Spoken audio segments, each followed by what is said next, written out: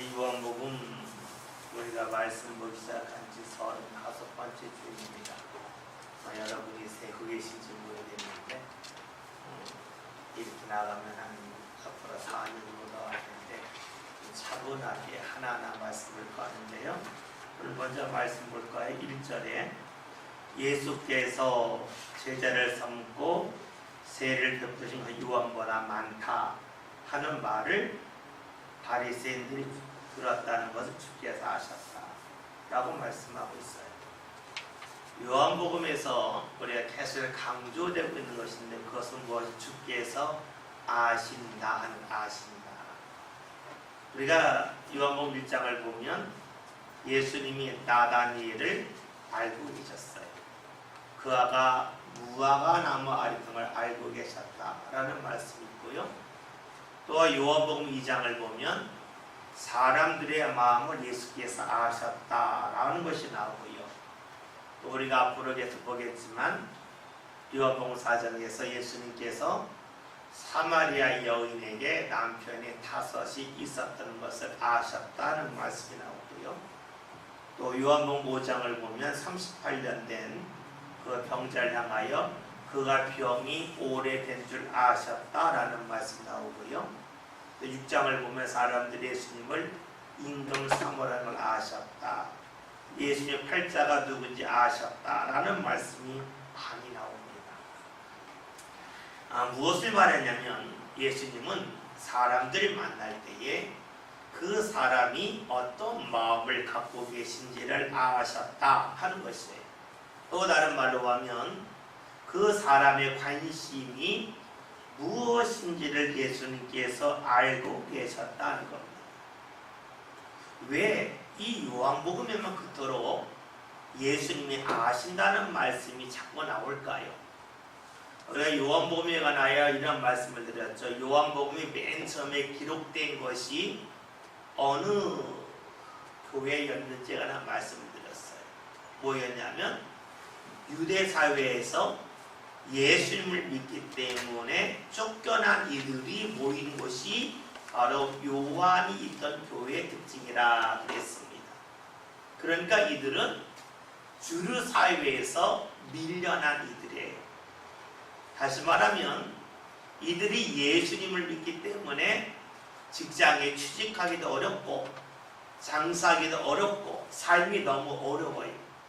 근데 이들에게 가장 위로되는 말씀이 무엇이냐면 주님께서 너희의 아픔을 알고 계시다는 거예요. 그렇죠?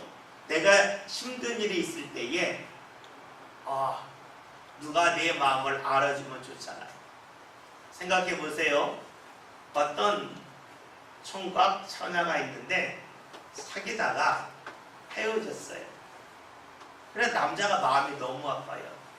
그러면서 나와서 하는 이야기가 야 하늘 참 맑다 그랬어요. 그랬더니 옆에 있는 사람이 이 총각의 마음을 알면 힘내 이렇게 말할 거예요. 그렇죠? 근데 그걸 모르는 사람은 그래 높지 가을이니까 높지 이렇게 말하겠죠. 여러분 내 마음을 알아주고 호응해주면 이 힘이 되는 거 아니겠어요? 요한복음에서 왜 자꾸만 예수님이 안다는 말씀이 나와 있을까? 그것은 오늘 우리들이 당하는 어려움을 주님께서 알고 계시다고 하는 것을 자꾸만 강조해 주기 위함이라 하시는 겁니다. 여러분 그래요? 예수님은 오늘 우리의 아픔을 알고 계시다 하는 것을 말씀을 통하여 볼 수가 있습니다. 그런데 오늘 본문 1절에서는 무엇을 알고 계셨냐면 바리새인들이 알고 있는 것을 아셨다라고 말하고 있어요. 그럼 바리새인들이 무엇을 알고 있었을까요? 바리새인들은 지금 사람들이 세례를 받는데 요한에게 세례받는 사람보다 예수님에게 세례받는 더 많다는 것을 알고 있었다는 것입니다. 바리새인들의 관심, 바리새인들의 욕망 이것을 주님께서 알고 계셨다는 겁니다. 여러분 그래요. 예수님이 나를 아신다 그럴 때에는 나 나의 아픔을 아신다. 나의 고민거리를 아신다. 나의 삶의 어떤 문제를 알고 계신다 하는 것도 아시는 거지만, 또 다른 면을 보면 주님께서는 나의 감추어진 욕망, 이것도 주께서 알고 계신다라고 볼 수가 있습니다. 즉 주님께서는 우리의 겉모습만이 아니라 우리의 중심, 우리 중심에 어떤 욕망이 있는지, 어떤 소망이 있는지를 정확하게 알고 계신다는 것이지요.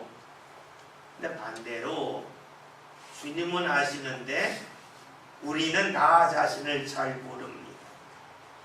내가 무엇을 좋아하는지 정확하게 모를 때가 많아요. 내가 옳은지 그른지 잘 몰라요. 어떻게 변할런지를 몰라요. 이런 이야기가 있어요. 예전에 어떤 할아버지가 수염이 이렇게 길었어요. 근데 잠을 자고 일어났는데 옆에 손주가 보는 거예요. 할아버지 궁금한 게 있는데, 할아버지는 잠잘 때에 이 수염을 이불 안에 넣고 자요? 이불 밖에 넣고 자요? 질문한 거예요. 할아버지가 잠이 안 오는 잠이 늘 자긴 잤는데 생각 없이 잤어요. 수염을 내가 이불 안에 넣고 자는지 밖에 넣고 자는지 몰라서 계속 고민을 하다가 잠을 못 잤다는 이야기가 있어요. 여러분, 내가 늘 일상적으로 하는 일인데 누군가 나에게 정작 물어보면 답을 못할 때가 많은 게 우리의 모습입니다. 마치 할아버지가 수염을 잠잘 때 이불 안에 놓는지 빼놓고 자는지 무심코 자니까 그토록 오랫동안 잠을 자면서 몰랐다는 거예요. 그렇죠. 오늘 우리들도 이 세상을 살아가면서요, 나에 대하여 잘 아는 것 같은데 나에 대해 잘 모르고 있습니다. 또 다른 말로 하면 내가 바르게 사는지 내가 바르지 않게 사는지 잘 알지 못한다 하는 것입니다. 우리 믿음의 사람들의 고백은 있어요. 그 고백이 뭐냐면 하나님은 모든 것을 아신다는 데 있어요. 나는 모르지만 하나님은 모든 것을 아신다. 이 모든 것이라고 말할 때는 나 자신도 포함하는 거예요. 나는 나에 대해서 잘 모르지만 하나님은 나에 대하여 가장 정확하게 안다는 것이에요. 그러기에 우리가 기도하는 거예요. 기도한다고 하는 것을 다른 말로 하면 이렇게 말할 수가 있어요. 하나님이라고 하는 거울을 통해서 나를 보는 거예요. 하나님은 정확하신 분이고 옳은 분이세요. 그래서 우리가 기도한다고 하는 것은 기도함을 통해서 하나님이라고 하는 거울을 통하여 나 자신을 본다라고 말할 수가 있습니다. 여러분, 오늘 나를 알아야 내가 무엇을 할 수 있는지를 알 수가 있어요. 내가 뭘 좋아하는지, 내가 뭘 잘하는지를 알아야 내 앞날에 대한 계획을 세울 수 있잖아요. 내가 좋아하는 것도 모르고 내가 잘하는 것도 모른다. 그런데 직업을 선택하라고 그런다. 얼마나 어려워요. 기도한다고 하는 것은 하나님이라고 하는 거울을 통하여 나 자신을 정확하게 보는 것이죠. 다시 말하면 하나님이 내게 주신 재능, 달란트가 무엇인지, 하나님이 나를 어디로 이끌고자 하시는지 기도함을 통하여 나 자신을 정확하게 본다라고 말할 수가 있습니다. 세상의 특징은 많은 사람들이 하면 그것이 옳다고 생각해요. 요즘에 서울 아파트값이 정신없이 뛴다고 그러대요. 봤더니 그 한강이 보이는 아파트는 고가, 사람들이 부르는 가격이 평당 1억이래요. 평당 1억. 제가 그랬어요. 야, 나는 그 돈 가지면 우리 동네 살 다음에 은행에 넣고 평생 재밌게 살겠다. 근데 사람들이 그 말을 듣고요, 어떻게 해요? 더 몰려들어요. 그럴 때는 안 가야 되거든요. 안 가면 가격이 떨어지는데 서로 가요. 왜? 그리로 가면 좋다고 생각해요.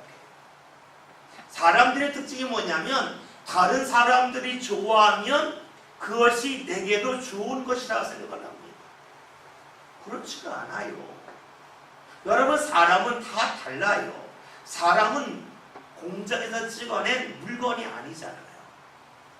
다른 말로 하면 다른 사람에게 좋은 운동이 내게 좋은 거 아니에요. 다른 사람에게 좋은 약이 내게 좋은 게 아니에요. 근데 우리는 이 세상을 살아가면서 나의 독특성에 대하여서는 다 뒤로하고 사람들이 좋아하면 우르르 따라갑니다. 근데 하나님은 우리를 어떻게 해요? 다 다르게 창조하셨어요. 그러기에 우리가 사람을 따라가면 좋은 것 같아도 그것이 나한테 해가 될 수가 있고 내게 독이 될 수가 있습니다. 우리에게 가장 바른 삶은 하나님이라고 하는 거울을 통하여 나를 보는 것이고 그것이 바로 기도라고 말할 수가 있습니다. 여러분, 기도는 하나님이라는 거울을 통하여 나를 보는 거예요. 그리고 하나님이 내게 주시는 그 재능, 또 내게 주시는 많은 성격, 이것을 정확하게 몸을 통하여서 하나님께서 나를 이끄시는 길이 무엇인지 분별하며 나가는 것이지요. 그럴 때 하나님은 우리의 길을 도우시는 겁니다. 내가 원하는 길을 마음껏 가면서 나를 도와달라라고 하면 그것은 옳지 않겠죠. 얼마 전에 친구들이 이런 이야기 하더라고요. 교회에서 이제 여러 가지 행사를 하다가 강원도 정선에 간 적이 있답니다. 거기 갔더니 카지노가 있잖아요.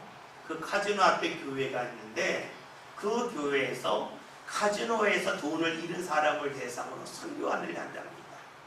근데 그 앞에 무엇이 많냐면 자동차를 사는 사람이 이렇게 많다는 거예요. 도박을 하다 보면 나중에 자동차 팔고 그러면서 또 빚을 얻어서 또 도박하고 또 도박한다는 겁니다. 여러분, 도박하는 사람이 나에게 와서 도와달라, 돈 빌려달라, 그거 빌려주면 안 되죠.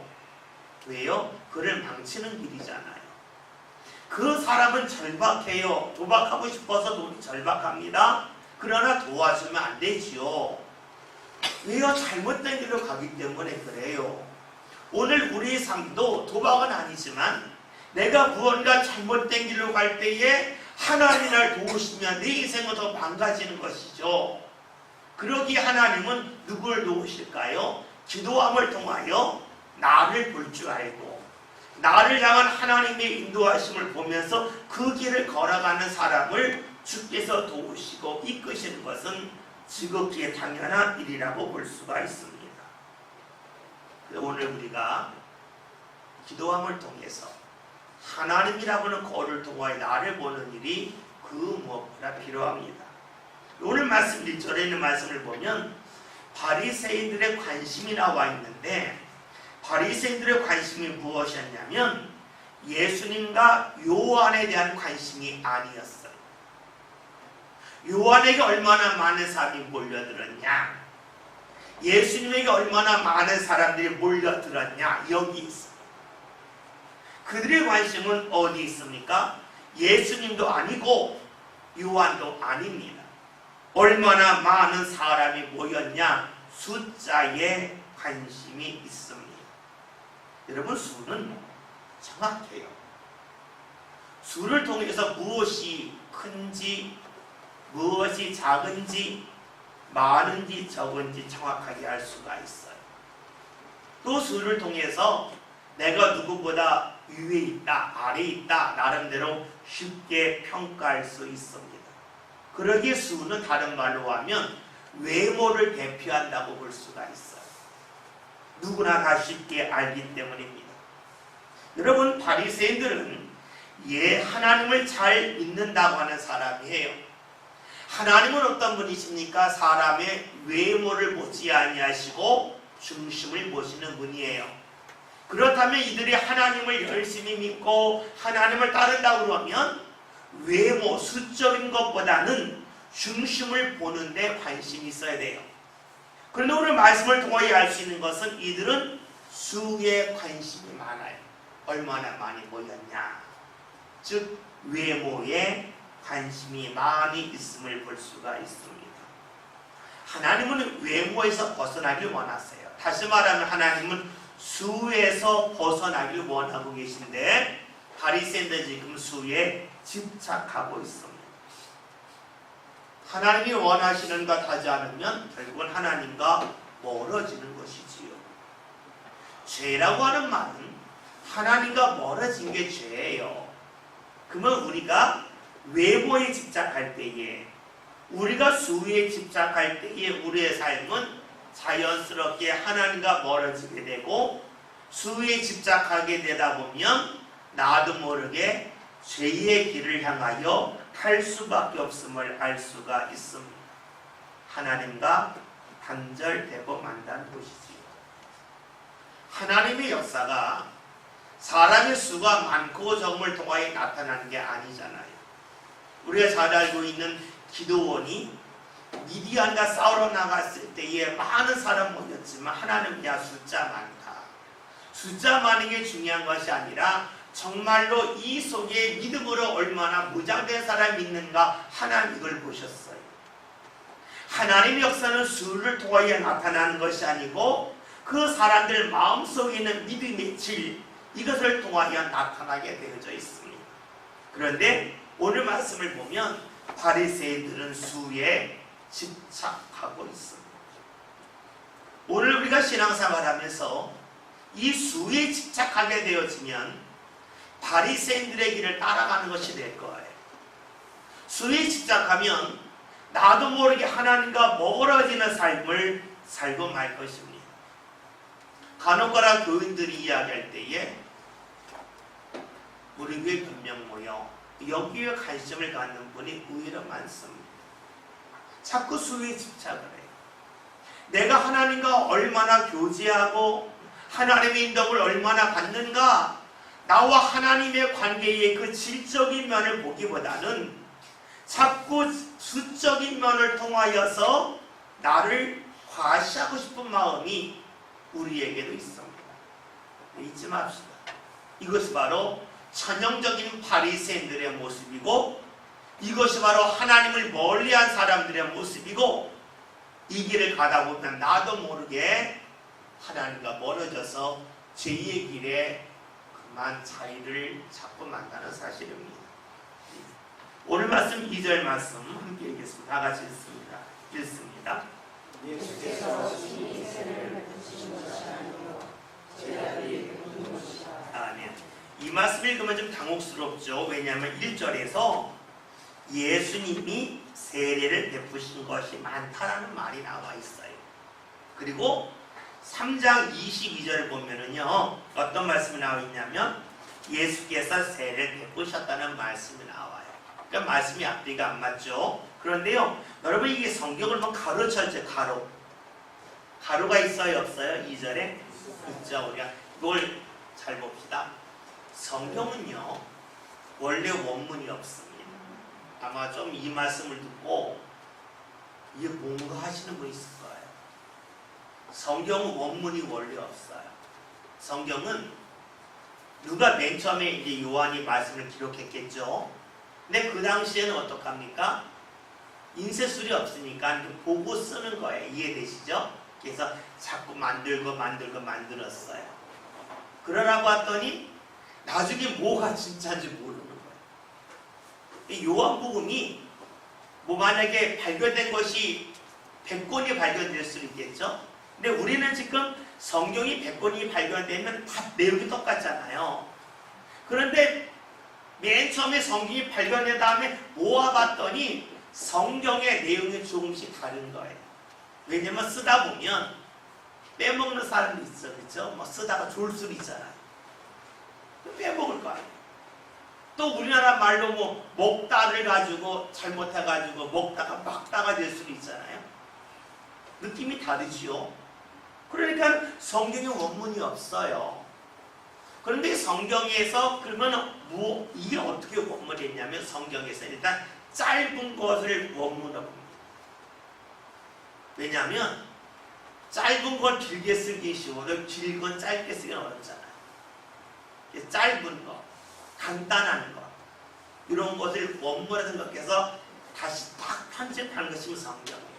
그런데 이 가로에 있다고 하는 것은 무엇을 말하냐면 어느 사본, 어느 성경에는 이 내용이 있고 어느 내용은 이 내용이 없다 해서 가로가 있습니다. 이해되셨죠? 그러면 말씀을 일단 보고요. 이게 어느 성경이 있고 없다 하는 것이에요. 그러면 우리가 이제 먼저 이 말씀을 긍정적으로 한번 볼까 합니다.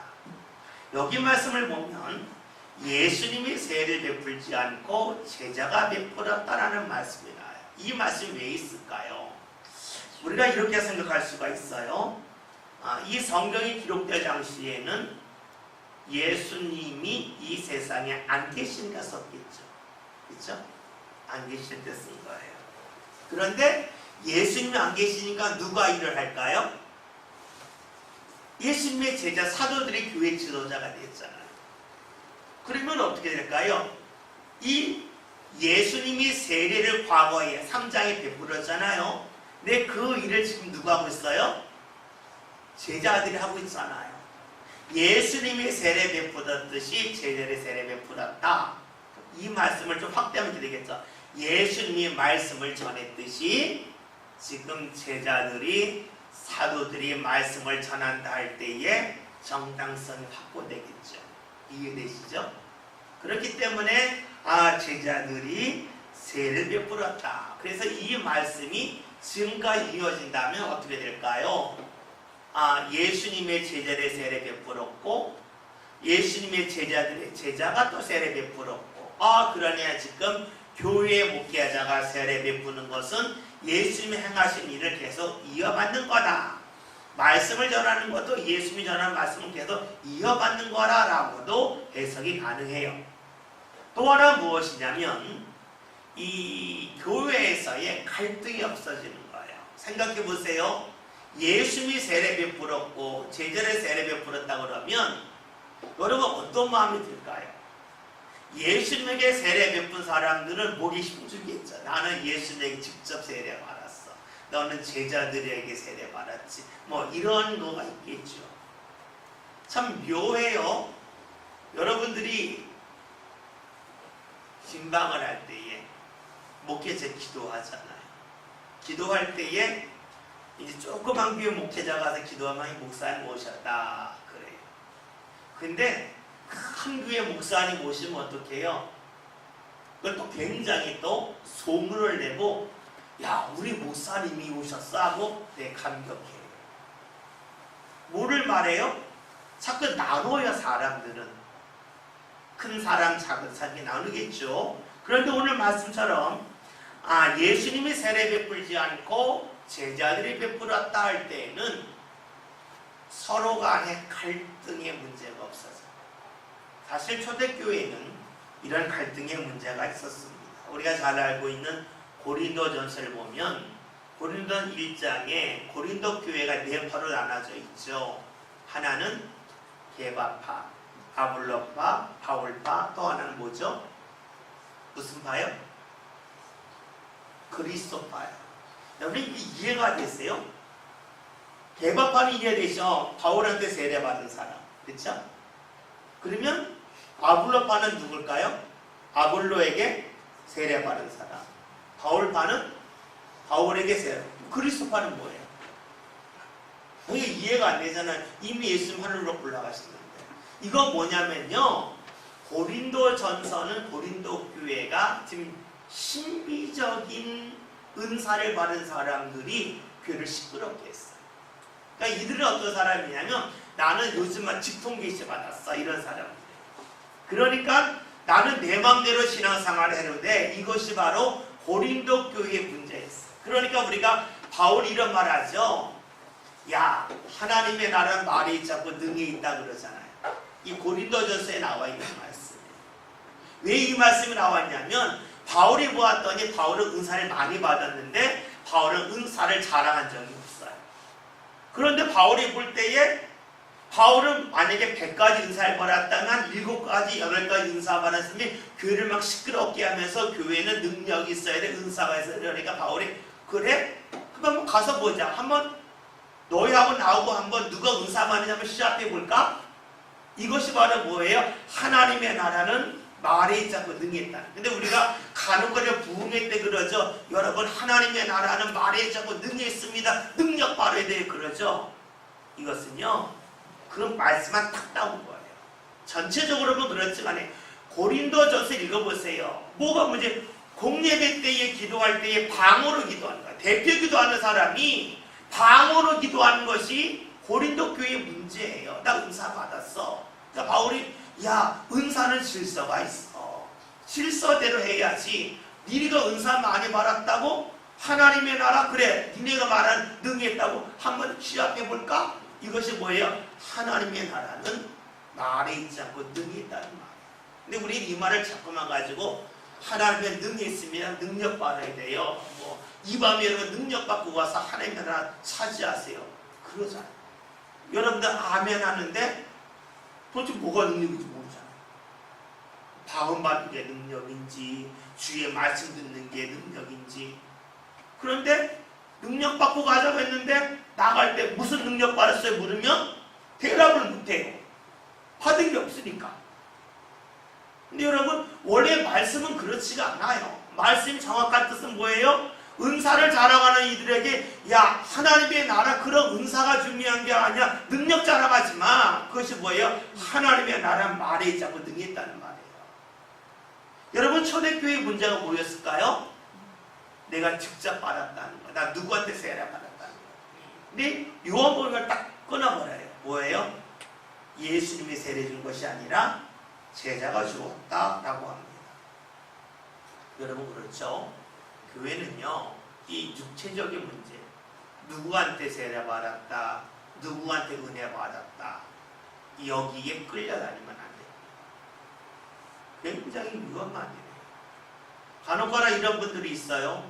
목사님들이 은퇴하고 나면 그래요. 나 그 목사님한테 은혜 받았는데 그때가 그리운데 그래. 어떡하라고. 뭐 그분 돌아가시면 은혜 못 받나요? 하나님이 주신 은혜 다양합니다. 단지 뭐예요? 내가 그쪽을 향하여 마음이 굳어진 게 문제지 어떻게 하나님이 한 사람을 통해 역사하시겠어요? 서울의 어느 교회는요 어느 목사님 유명한 분이에요. 그분이 예전에 연예인 하다가 자살했어요. 자살한 이유가 우울증으로 알고 있어요. 근데 그분이 돌아가신 다음에요 그 교회가 그대로 모여요. 근데 모여서 뭘 하냐면 죽은 그 목사님 설교를요 매주 틀어줘요. 매주. 근데 그 교인이 계속 모여요. 희한하죠? 여러분 이상하잖아요. 여러분 말씀은요 삶 가운데 부딪힘을 통하여 주의 말씀을 전하는 게 맞지 성경만을 읽고 전하는 것은 말씀이 아니라 해석이에요. 해석.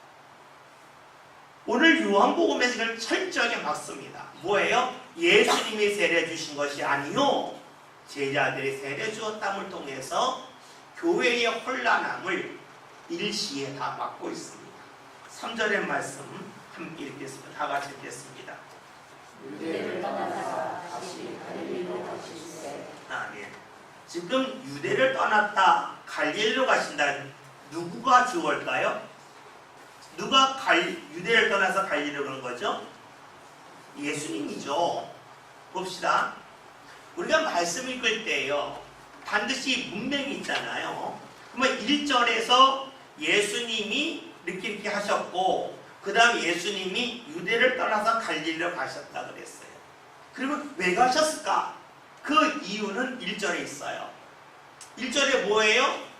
바리새인들의 생각이 있었죠. 그게 뭡니까? 수에 집착하는 사람들, 중심을 보지 않고 외모에 치중하는 사람들, 그 사람들과 예수님 함께 계시다가 내가 이런 사람들과는 더 이상 함께 할 수 없겠다는 마음을 가지시고 그 자리를 떠나셨다고 보는 것이 맞을 거예요. 여러분 예수님이 떠났다고 하는 것은요 장소의 이동이기도 하겠지만 더 중요한 것은 관계가 멀어진 거예요. 예수님을 바라보면서 어떤 외적인 면 이거에 치중하는 사람들이 있으니까 안 되겠다. 너희의 관계를 잠깐 멀리 해야 되겠다. 이 상태로 너희가 말씀 들을 수 없다. 이 상태로 너희가 하나님의 일을 보아도 의심만 하고 죄만 저지를 뿐 계속해서 말할 수 없다고 예수님이 그 자리를 떠나셨다고 볼 수가 있어요. 그렇다면 우리 이 말씀을 읽으면서 떠오르는 게 있죠. 요한계시록 2장에 나와 있는 에베소 교회예요. 에베소 교회가 어떤 교회였습니까? 처음 사랑을 잃어버렸어요. 왜 처음 사랑을 잃어버렸을까요? 에베소 교회는요, 바울이 2년 동안 말씀을 전했던 교회, 두란노 서원이 있던 유명한 곳이에요. 철저하게 말씀으로 무장됐어요. 그런데 그 교회에 이단들이 나타났습니다. 그러니까 이들이 말씀으로 너무나 다져졌기 때문에 이단을 그냥 금세 물리쳐버렸어요. 그런데요, 이단을 물리치다 보았더니 어떤 일이 생겼는가? 이단들과 싸우느라고 자신들이 하나님과 관계를 맺는 것을 소홀히 합니다. 여러분, 이런 일은 자주 나타나는 거예요. 사람과 싸우다가 내 삶의 초점이 하나님이 아닌 사람에게 가는 거예요. 다른 말로 하면 내 삶에 문제가 생기면 이 문제에 집중하느라고 하나님을 잊어버리는 거예요. 이것이 바로 뭐예요? 에베소 교회예요. 그러니까 말씀으로 막 물리치다가 말씀으로 논쟁을 벌이다가 기도를 잃어버린 교회가 바로 에베소 교회예요. 그러니까 그 교회를 향하여 주님이 말씀 뭡니까? 처음 사랑 회복하라. 다시 기도하라는 거예요. 그렇지 아니하면 촛대로 옮기겠다는 거예요. 여러분 생각해 보세요. 에베소 교회가 맨 처음에 세워지고 전도하면서 성도 한 사람 한 사람 올 때 얼마나 귀하겠어요. 마치 개척교회에 교인 하나 오면 환영하는 것처럼 에베소 교회가 그랬을 거 아니에요. 그런데 잘못된 이단들과 싸우다 보면서 잘못된 것들은 없어져야 돼 이러는 가운데 어떻게 해요? 한 사람 한 사람 귀하라고 하는 것을 잊어버린 거예요. 그것이 바로 에베소 교회죠. 그런 교회를 향하여 주님이 주신 말씀 뭡니까? 첫사랑 회복하라. 그렇지 않으면 촛대 옮기겠다. 너희의 모습이 다시 달라지지 않으면 너를 향한 하나님의 은혜의 계획, 그 촛대가 다른 데로 옮겨질 거라고 말씀하고 있습니다. 다시 말하면 외적인 것, 여기에 치중하다 보았더니 처음 사랑을 잃어버렸다라고 말씀할 수 있습니다.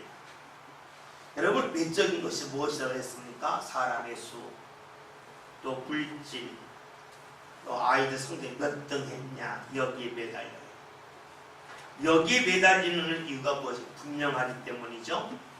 여러분 아시죠? 내가 분명하다 하면 할수록 주님이 개입 안 하셔도 된다는 생각입니다. 내 눈에 분명하면 주님이 안 도우셔도 된다고 생각하죠. 내 눈에 분명하지 않을 때에 내가 뭐 잘 모르겠다, 내가 볼 때 애매하다 할 때는 주님 앞에 기도하는데 내가 볼 때 분명해요. 주님 안 도우셔도 된다는 거예요. 분명한데 주님 안 도우셔도 할 수 있는데 이런 마음 같지 않겠어요? 이게 수의 함정이에요. 수는 분명해요. 분명하기 때문에 주의 도우심이 없어도 된다는 생각을 쉽게 할 수가 있습니다. 오늘 말씀을 보면 예수님께서 유대를 떠나서 갈릴리로 가셨습니다. 갈릴리는 예수님이 처음으로 일하셨던 곳이고요, 예수님을 거부하지 않고 받아들인 곳입니다. 오늘 말씀 이렇게 해석할 수가 있죠. 유대를 떠나서 갈릴리로 가셨다는 것은 수에 집착해서, 외모에 집착해서 주님을 멀리하는 그들을 주께서 뒤로 하시고 예수님을 환영하고 예수님을 맞이하는 이들이 사는 갈릴리로 가셨다라고 볼 수가 있어요. 우리 여기서 유대와 갈릴리가 단지 지역이 아니라 사람들의 모습이라고 하는 것을 읽을 수가 있겠죠. 오늘 내 모습이 유대일 수도 있어요. 또 갈릴리일 수도 있어요. 주의 역사에 대하여 자꾸 받아들이고 인정하는 그러한 모습일 수 있고요, 또 때로는 내가 생각할 때 분명한 것, 여기에 매달려서 주의 도우심과 인도하심 받지 아니하라고 하는 그런 모습이 있다면 유대의 모습일 겁니다. 많은 분들이 이렇게 생각하죠. 주일날 교회에서 예배하는 것보다 쉬는 게 내 몸에 유리해. 잠 1시간 더 자는 게 내 몸에 더 건강하지. 분명해. 그러니까 주일날 교회 안 가야지. 아니면 주일날 딱 예배만 드리고 가야지. 이렇게 계산할 수 있어요. 내가 하나님 앞에 헌금할 바에야 그 돈 가지고 내가 옷 사입고 내가 놀러가고 맛있는 거 먹고 애들에게 뭔가 하나 더 해주는 게 더 낫지. 수적으로 딱 나오니까. 그렇게 계산할 수도 있어요. 근데 여러분 아시죠? 그렇게 수적인 계산에 빠지면 주님이 개입할 여지가 전혀 없어요. 주님에게서 내가 등을 돌려요. 근데 아시죠? 오늘 말씀 예수님은 그런 유대를 떠나셔서 갈릴리로 가셨다는 것이에요. 오늘 우리의 삶이 내가 중심이 돼서 내가 계산하게 바꾸면 주님은 나와 함께 하시기 어렵습니다. 내 곁을 멀리 떠나가시고 맙니다. 그러나 내가 수적인데 매달리지 않고 내 계산에 매달리지 않고 내 삶을 하나님이라고 하는 거울을 통해서 나 자신을 보려 하면 할수록 주님은 우리 삶 가운데 가까이 다가오심을 우리는 말씀을 통하여 보았으면 좋겠습니다. 4절 말씀 함께 읽겠습니다. 다 같이 읽습니다. 말씀을 보면 통과해야 하겠는지라 라고 써요. 이거는 예수님의 의지를 표현하고 있죠. 다시 말하면 우연이 아니란 계획이라고 하는 것을 알 수가 있습니다. 예수님이 무언가 행하실 때에는 우연히 행하시는 것이 아니지요. 내가 은혜 받는 것도 나는 모르지만 이것은 주님께서 나의 삶이 어떤 모습을 보시고 어떤 계획을 갖고 우리에게 은혜 주시는 것이지 우연히 은혜 주시는 것은 결코 아닙니다. 예수님의 역사는 철저하게 준비 속에 이루어집니다. 우리가 예수님이 세상에 오신 것이 구약에 있는 말씀이 이루어졌다고 믿고 있죠.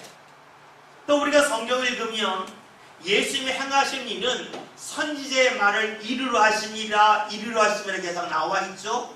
예수님의 삶은 어떤 삶이셨어요? 철저하게 준비되고 계획된 삶임을 성경은 계속해서 우리에게 증언해주고 있습니다. 주의 역사는 준비 속에 이루어지는 거예요. 그 준비는 물론 내가 하는 준비를 통해서 주의 역사로 나타나지만 내가 준비한다고 할 때 내가 좋은 준비가 아니라 주님께서 원하시는 준비를 할 때 비로소 주의 역사가 나타난다고 볼 수가 있습니다. 우리 여기서 한 가지 질문할 것이 있습니다. 예수님이 사마리아를 통과하겠다라는 결심을 하셨을 때에 제자들이 이것을 알았을까 몰랐을까 하는 것입니다. 예수님과 늘 함께했던 그 제자들이 예수님의 몸이 움직이는 것은 알지만 예수님의 마음을 알았을까 몰랐을까 하는 것을 질문해 볼 필요가 있겠죠.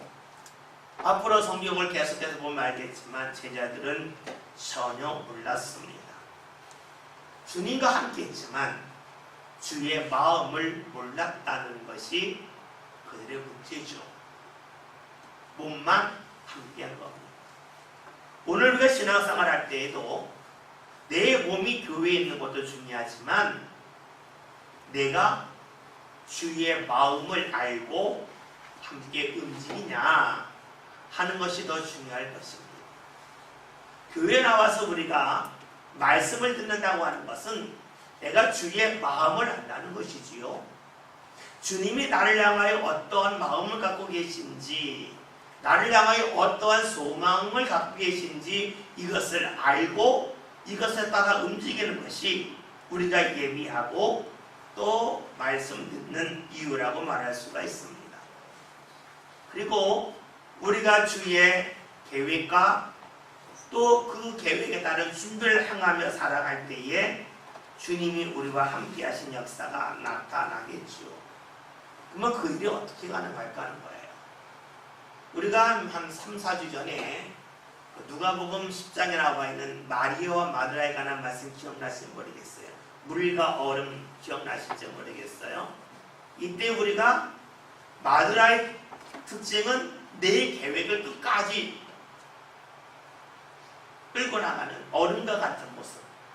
그리고 마리아의 신앙은 내가 없고 주님이 움직이다 따라가는, 나를 변형시키면서까지로 주를 따라가는 물과 같은 모습이라 말씀 기억날 거예요.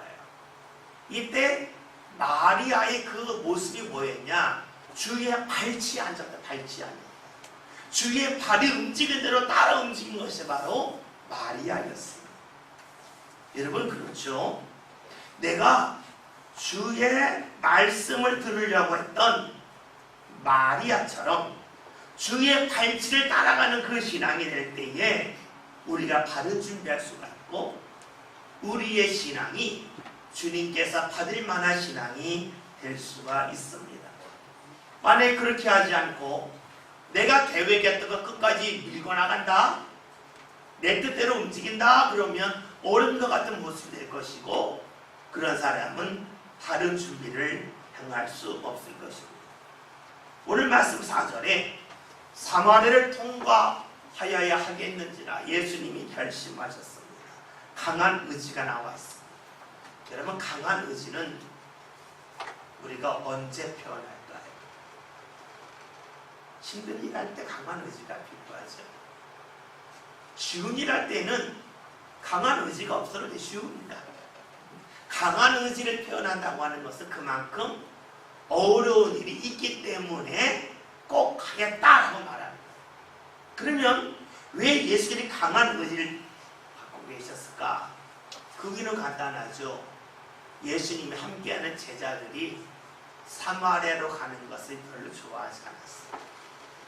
그래 나중에 보겠지만 사마리아는요, 이스라엘에서 버림받은 땅이에요. 왜 버림받은 땅이냐면, 우리나라 사람들도 좀 많이 좀 줄었지만 혈통에 관한 관심이 많잖아요. 우리나라 사람들.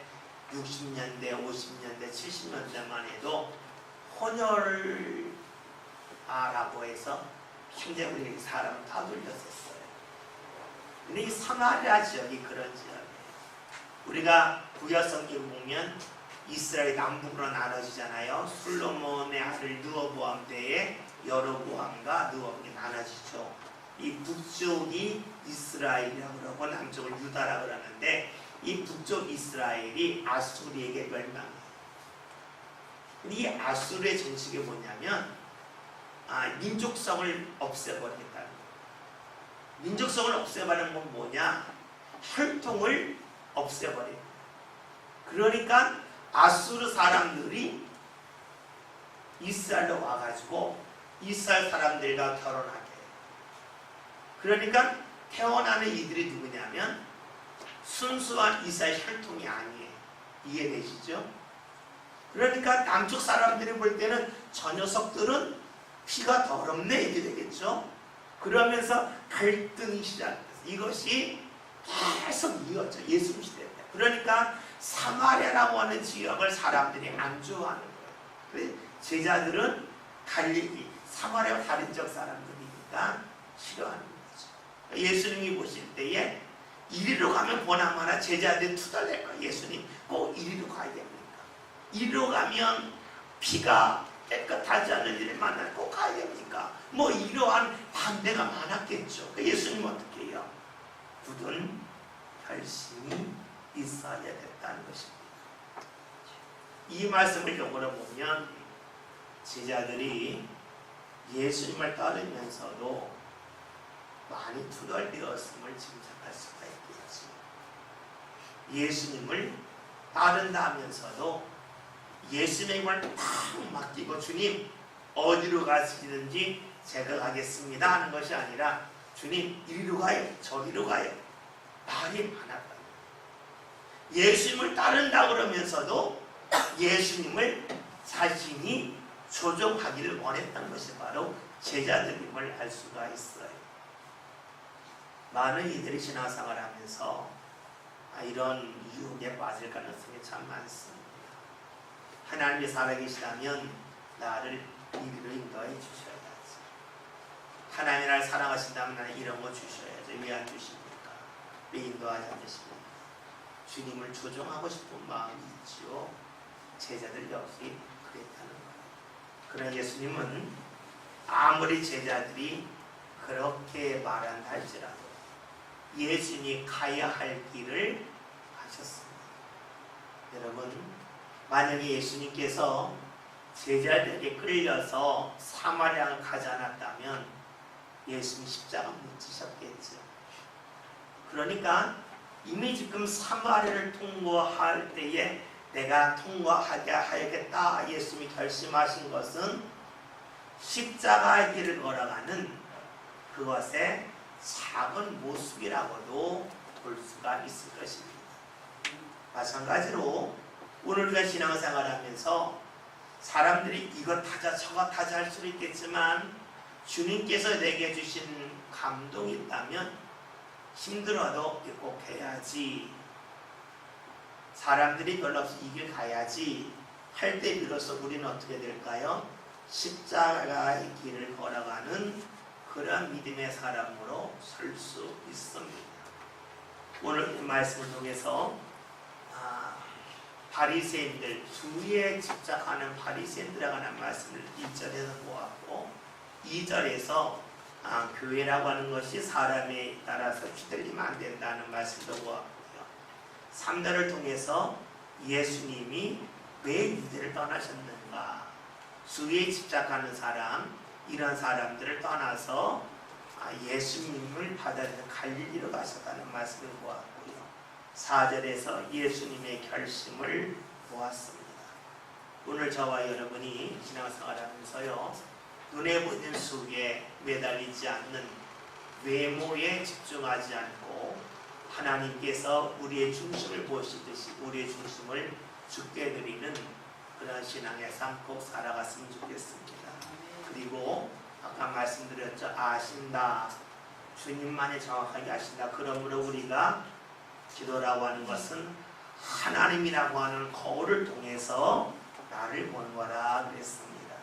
여러분, 기도함을 통해서 나를 정확하게 알고 계시고 내 삶을 정확하게 이끄시는 하나님이라고 하는 그 거울 속에서 우리의 삶을 볼 수 있어서 우리의 삶이 진정으로 주의 인도하심으로 채워져 나갈 수 있기를 주의 이름으로 기원드립니다. 기도합니다.